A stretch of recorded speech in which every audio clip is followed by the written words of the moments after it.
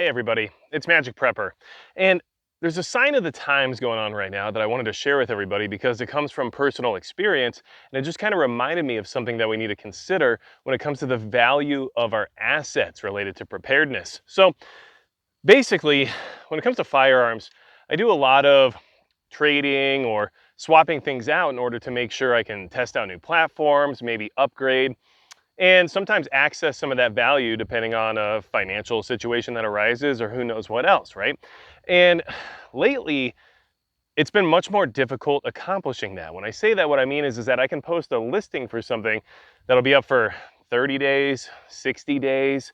Nothing will come in the sense of offers other than extremely low ball offers or trades that don't have any similar value or something like that. And it makes the concept of storing value in things like firearms may be a little bit misguided in the sense of assuming that you'll be able to access that value in the future. And what I think is happening right now, and I think some of you can easily understand where I'm coming from on this, is that people just can't afford to buy the excess at this point in time. A lot of people don't have the disposable income to buy additional firearms or things that they don't necessarily need. And yeah, of course, you want to have your bases covered, but getting extra things that don't necessarily fill any certain role maybe isn't a top priority right this second based on the economy and just how difficult things are becoming for everybody. So although I've stored a lot of value in firearms and I've been able to reciprocate that value from time to time depending on my current financial situation, that process is becoming more and more difficult. And now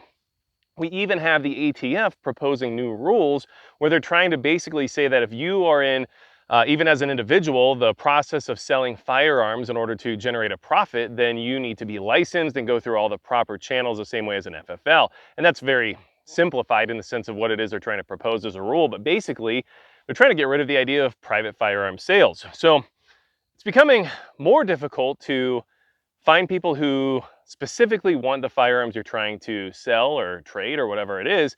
And then it's even becoming more difficult to do that in the future when the government tries to clamp down on our ability to operate as free Americans. So I've just kind of had to second guess some of my investments in the sense of preparedness assets and whether or not they're going to be actually accessible at a certain point in time. And this is something that you can at least consider. And look, I'm not a financial advisor. This isn't something that I'm trying to give you in the sense of financial advice, but I'm giving you my personal experience here so that you can prepare for these situations in the future to probably get worse before they get better.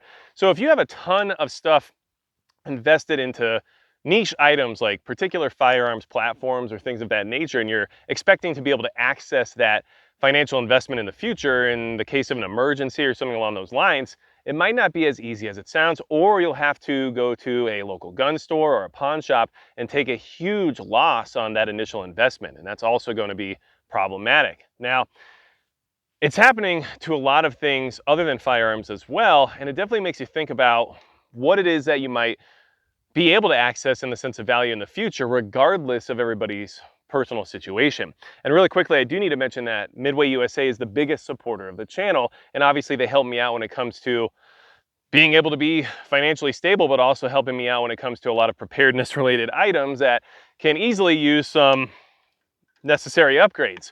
But another thing Midway USA is doing is helping support the Subscribe Star. So if you're not a Subscribe Star member, it's $5 a month, but they're actually sending out some Midway USA gear in order to give out as preparedness incentives, which I do monthly. So make sure you check that out if that's something you're interested in doing in the sense of supporting the channel and possibly getting something in return regarding, benefiting your preparedness. But honestly, I could understand why people can't sign up for those types of memberships anymore because life is becoming difficult. Investments are becoming worth less and financial breathing room is becoming harder and harder to acquire.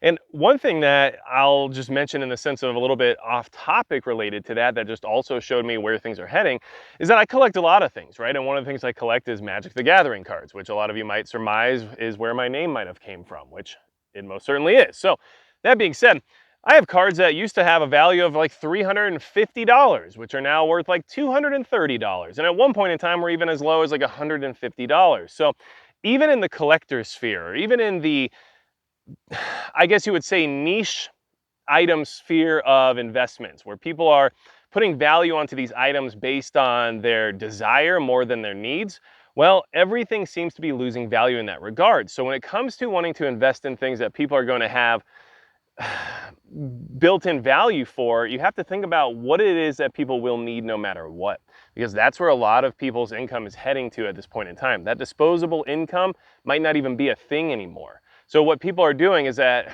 they're spending their money on things that they need rather than they want, and that's probably where you should assume some of your value can be stored in the sense of your preparedness incentives in the future. So what does that mean?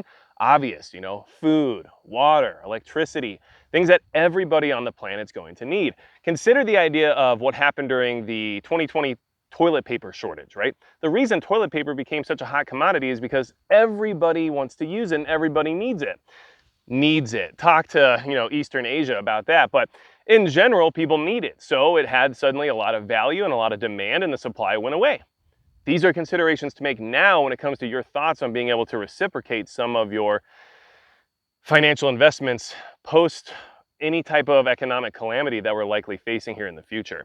And I wanted to bring this up to you because, you know what?